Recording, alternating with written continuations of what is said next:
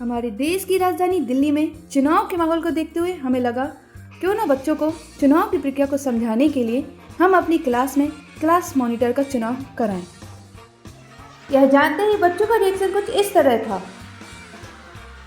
यह डिसाइड होते ही गठन होता है हमारी क्लास में क्लास के चुनाव आयोग का।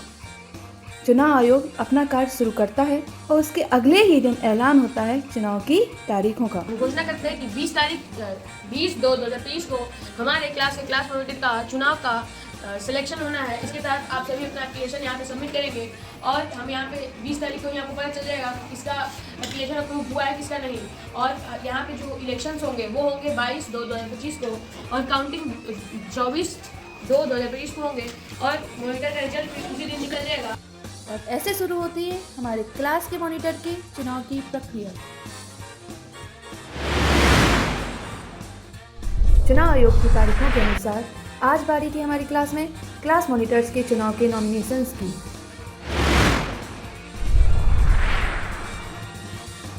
हमारे चुनाव आयोग के कार्य को देखकर ऐसा लग रहा था जैसे कि सचमुच में चुनाव आयोग से ही ट्रेनिंग लेकर आए हों।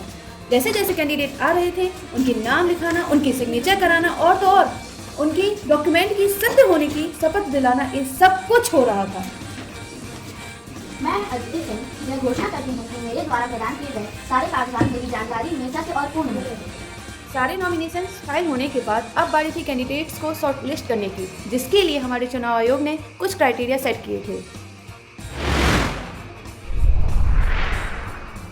जैसे कि कैंडिडेट रेगुलर हो, नोटबुक कंप्लीट हो, क्लास में एक्टिव हो और उसके खिलाफ इनडिसिप्लिन की शिकायतें ना हो। इन मानकों के आधार पर 7 कैंडिडेट्स की एप्लीकेशन अप्रूव की गई। अब बारी थी चुनाव चिन्ह अलॉटमेंट की।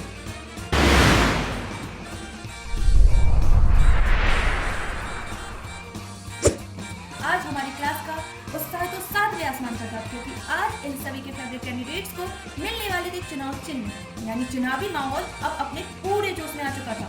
हमारे नन्हे उम्मीदवार अपना चुनाव चिन्ह पाने के लिए बहुत उत्साहित थे। किसी को पतंग उड़ानी थी तो किसी को किताब चाहिए थी, तो किसी को पसंद आ रहा था प्यारा सा उगता हुआ सूरज। इन सब के बीच हमारा चुनाव आयोग एक अजीब सी दुविधा में पड़ जाता है और दुविधा यह थी कि हमारे 2 कैंडिडेट एक ही चुनाव चिन्ह की मांग कर रहे थे। दोनों को बुक रखना है। आखिरकार उन दोनों में से एक को अपना चुनाव चिन्ह बदलना पड़ता है। चुनाव चिन्ह मिलने के बाद हमारे उम्मीदवारों की खुशी तो देखने लायक थी। तो ऐसे पूरी होती है चुनाव चिन्हों के आवंटन की प्रक्रिया।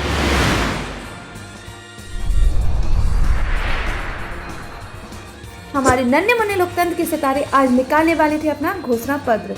जी हाँ, सही सुना आपने। आज हमें जानना था क्या ये हमारे होनहार उम्मीदवार अपने वादों से लुभा पाएंगे। चुनावी सरगर्मी तेज थी। बारी बारी से उम्मीदवार अपना घोषणा पत्र क्लास के सामने रख रहे थे।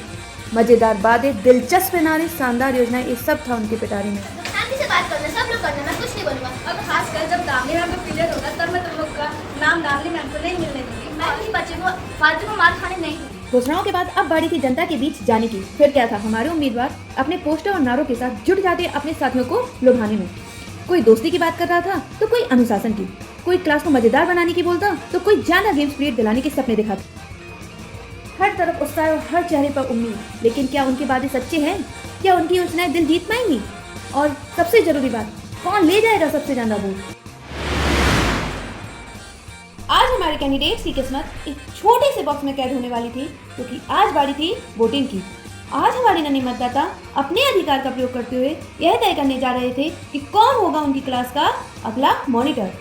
हमारा पोलिंग स्टेशन तैयार था और तैयार थे चुनाव आयोग के अधिकारी। वोटर्स के आते ही पहले लिस्ट में नाम चेक होता, फिर इंक लगाई जाती, तब कहीं मौका मिलता अपना वोट डालने का।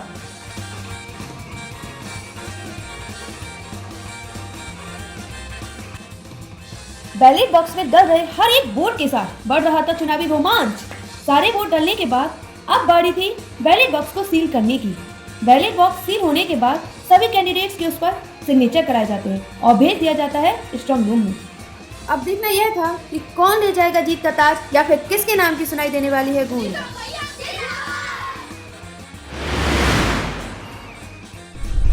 आज वह घड़ी आ ही गई थी जिसका मैं इतने समय से इंतजार था। वोटों की गिनती शुरू हो चुकी थी। प्रत्याशी सांसें थाम कर बैठे हुए थे तो उनके समर्थक अपनी सीटों से उठ कर झांक रहे थे। बस अब नतीजे आने ही वाले थे। हमारे चुनाव आयोग के अधिकारी पूरी ईमानदारी से अपना काम कर रहे थे। कुछ ही देर में सूचना आती है कि ऋषभ 2 वोटों से चुनाव जीत चुके हैं। पूरी क्लास में अपने नए मॉनिटर का नाम सुनते ही एक खुशी की लहर दौड़ जाती है।